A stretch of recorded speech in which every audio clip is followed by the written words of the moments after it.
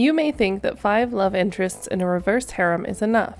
That's why I decided to add a 6th.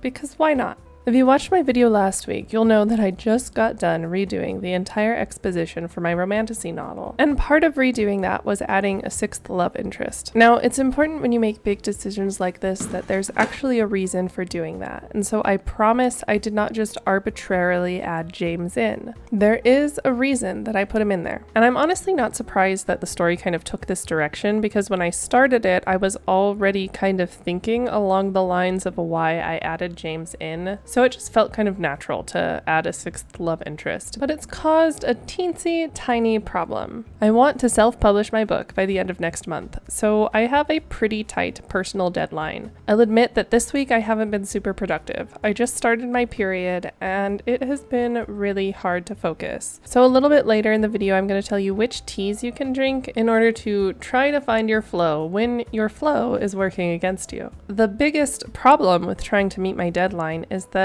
I basically have to redo all of the scenes in my entire novel. I do think a big part of it is going to just be getting through this draft. I feel like I'm very close to the end. It's just a matter of adding James in and then kind of refining those scenes. A lot of my scenes have a lot of different characters. In fact, I'd say most of my scenes feature between 4 and 5 characters at all times. So I decided to do a little bit of research. I did some Googling and looked up a few different strategies for how I could write scenes with a lot of characters in them. And so the main thing that I learned is that really in any scene, even if there's a lot of characters talking, it's really only 2 or 3 main characters that are driving the scene and really creating movement. So for every scene, what I'm doing now is kind of identifying who the main characters are in that scene. So shortly after she gets to the Great Tree, she meets Ray, and he's another one of her love interests. And the big thing about James is that he's the only love interest who is really jealous. Having 6 type A super alpha males means that he has to have enough jealousy to make up for all the other 5 not being jealous. Initially, when I was designing James and sort of trying to think about who he was going to be, I wanted him to have golden retriever energy. And he was going to be just this cute little puppy who absolutely loves Hyacinth and just wanted to please her, and if she threw a ball, he would go and get it. And that's not really who he's turning into. So I've been watching the Brandon Sanderson lectures recently. I listen to them while I'm running and sometimes while I'm driving because that's the best time for me to actually listen to them. I've put them on a couple of times while I'm doing the dishes, but there's just so much going on when I'm doing the dishes. Like usually at some point my twins start fighting and then they come up and interrupt me. And don't get me wrong, the way that they interrupt me is really wonderful interruptions, but it makes it really hard for me to actually listen to videos while I'm doing the dishes, and just everything going on around me is just way too much for my ADHD. So I have found that it's really not worth it to listen to the lectures while I'm trying to do chores. But one thing that stands out to me in one of the lectures I listened to recently, which I'll have linked in the description below, he talked about how he plans for his novels, because just like me, he's a discovery writer. I love listening to his lectures because I just get him. Like the way that he goes on those tangents and the way that he talks, it just makes me feel like my ADHD is not a problem. And like, I can tell that his brain works the same way as mine, and it's really nice to see someone successful who has a brain that works the same way as mine.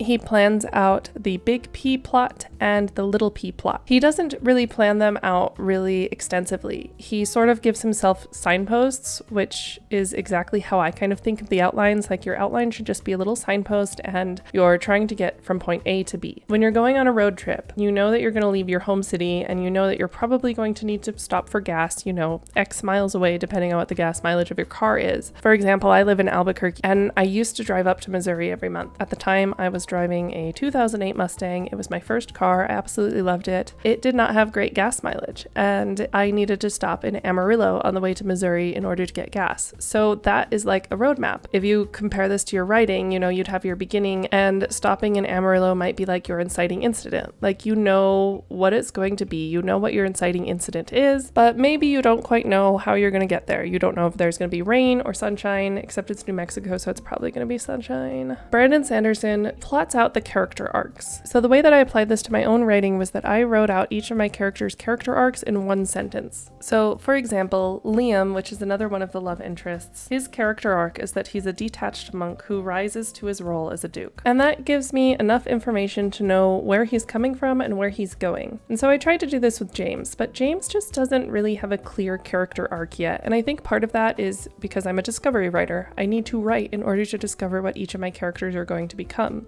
I know Ray, Orion, Alexi, Liam, and even Riven, who honestly doesn't even come into book 1 until the very last chapter in the book, and I know all of those characters much better than I know James. Now, when I was writing the last few drafts, I sort of prioritized writing each main scene. It worked well enough that I was able to write and rewrite all the scenes that kind of mattered, especially the point of the book from the halfway point and onward are, I feel really well written. I don't think I'm going to need to rewrite many of those scenes, but the book has ended up a bit disorganized. And I think it's so funny because when I was having one of my friends read my book, she came to this point in the book and she left me a comment and was like, this is a little weird because they all have phones and they're talking about electricity and cars. And I was looking at it and I'm like, oh my gosh, this is from draft 1 and it's in draft 5. I am so sorry. Now what I'm doing is I'm just going through the entire book start to finish so that I can cut out the things that I don't need and rewrite the things that I need to rewrite. So what I like to do is put the most recent draft of the scene that I'm writing just underneath what I'm writing so that I can essentially go through it paragraph by paragraph. And then I make my word count visible and then put what word count I need to reach. I don't delete anything until after I reach that word count because otherwise then you're deleting words. And so you don't actually know how many words you've written. But I think this really helps me for looking through the book and figuring out what I need to do and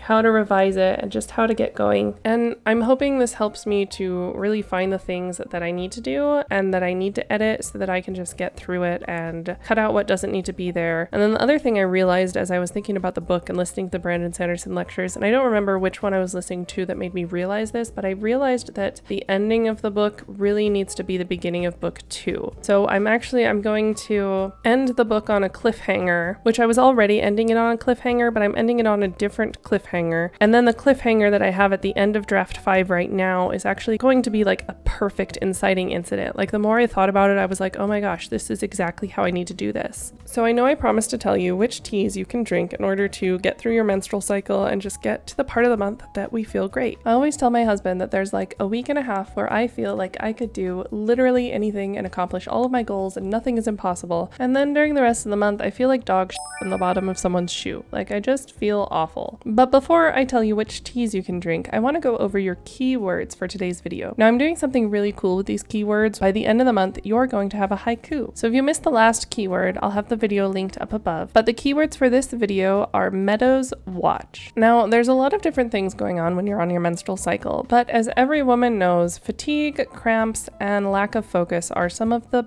biggest problems that we run into. So my favorite thing to do is to drink green tea because it's sort of the beginning of springtime in your cycle, and I just find that green tea gives me the kind of jitter-free caffeine that I'm looking for. Also, the L-theanine in green tea really helps with focus, and so this is one of the best things to kind of improve your focus. And this month I actually tried red raspberry leaf tea for the first time. It says that it's good for menstrual cramps as well as pregnancy, but it's probably not safe to drink in early pregnancy. This would be something more you'd drink in your third trimester, so just keep that in mind because ultimately what red raspberry leaf tea does is it helps with uterine toning, which means that your uterus doesn't have to cramp as much in order to get out all that good stuff. It's also high in iron and magnesium, which of course helps with anemia and other problems related to your monthly cycle. I'm so worried because I feel like all of my male love interests in book 1 are unlikable. And I'm hoping that by adding in some chapters from the male characters' points of view will help make them a little bit more relatable, because Ray is initially unlikable, but then after the ordeal, he suddenly wants nothing to do with Hyacinth. Now, James has the ability to sort of control animals. It doesn't quite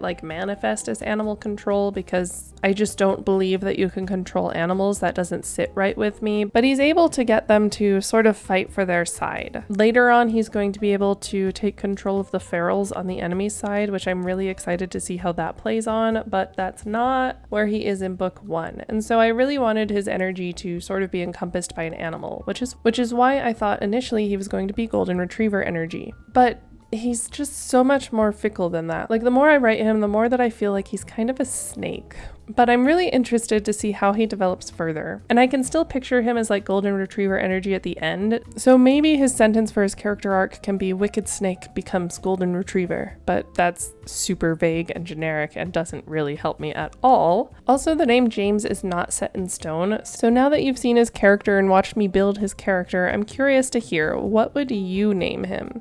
His last name is Arnwell, so his first name has to match with Arnwell. And if I get enough votes on this, then we'll have a little vote later. And so you guys will be picking what I name the character in my novel. So I'd love to hear from you. Please comment down below. And don't forget to like this video and subscribe. And if you want to get the beginning of your novel done right on the first try, then check out the video on the screen where I cover exactly what I did to make the exposition of my novel better. Thank you so much for watching, and I will see you next week. Bye-bye!